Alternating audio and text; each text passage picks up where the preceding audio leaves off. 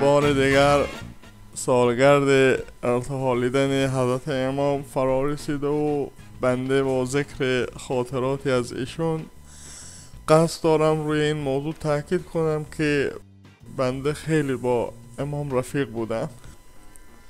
بله، بعد از ترکیدن ملکوتی آیت الله بهشتی بود که امام خیلی توی لک رفته بودن. همونجا رو کردن به بنده و گفتن اکبر حالا این یارو رو چجوری چالش کنیم. بله، چالش با ارکان نظام از ویژگی های بارز حضرت امام بود.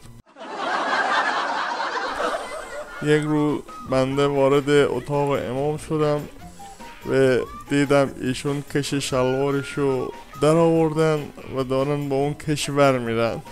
بله، کشورداری از ویژگی های بارز حضرت امام بود.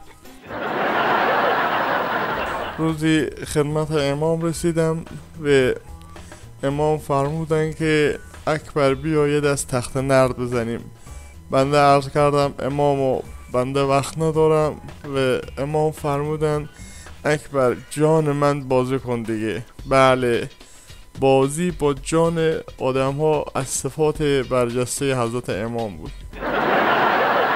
روزی بنده یک کاسه آش تقدیم امام کردم و امام با همون نگاه ملکوتیشون نظری به ته کاسه انداختن و گفتن که اکبر این که تشخیصه. بله، تشخیص صحیح و به موقع از صفات بارز حضرت امام بود. روزی امام به منزل بنده شرفیاب شدن. بنده مقداری پسته دون کردم و گفتم اماما پسته هاتون رو تو ظرف استیل برایتون بیارم یا مسی؟ که امام در لحظه فرمودن مسی. بله، علاقه به فوتبال آرژانتین همیشه از صفات بارز حضرت امام بود. روزی آیت الله جنتی خدمت امام رسیدن و گفتن اماما اگه بنده رو رئیس جمهور کنید از شادی میمیرم.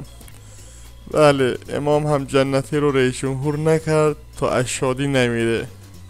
بله، نجات دادن علما از مرگ یکی از ویژگی های برجسته حضرت امام بود. بله، در پایان هم یک خاطره تصویری از یکی از سخنرانی های پخش نشده امام دارم. فیلمی که وقت اون رو روی یوتیوب گذاشتم وایرال شد و مرتب بین مسیحی ها نصب شد.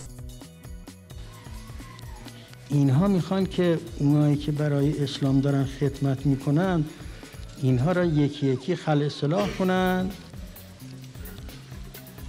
بعد بماند یه اشخاصی که هیچ کاری به این کارا ندارند و دخالتی در امور ندارند و اگه عالم را آب ببرد اونا رو خواب میبرد.